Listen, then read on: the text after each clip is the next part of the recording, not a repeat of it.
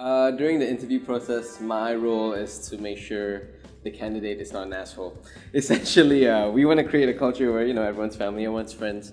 So there's no hierarchy here. So first thing we do is to make sure you don't really have an inflated ego.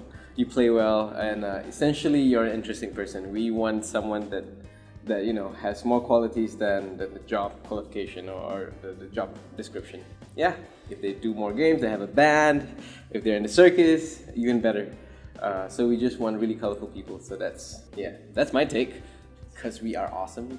Also, I think it's a very exciting time to be in Kevo right now, because we're in a stage where we're growing exponentially, and possibilities are crazy, from the clients we're getting to actually forming a culture.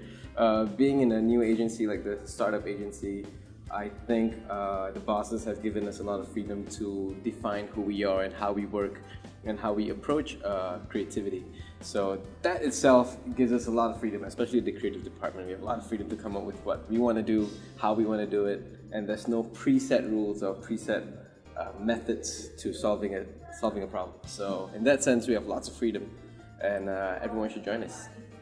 It's the way we crack briefs, I think. The team is a very colorful team. Like we mentioned earlier, the diversity in our group is crazy. You have one guy who studied business and decided he didn't like it. We have our bosses who used to be in the banks and they didn't like it. So in terms of point of views, and when it comes together to come up with an idea or breaking a brief, I think we have a spectrum of really different point of views. And it all comes together because we all play really, really well, very democratic that way.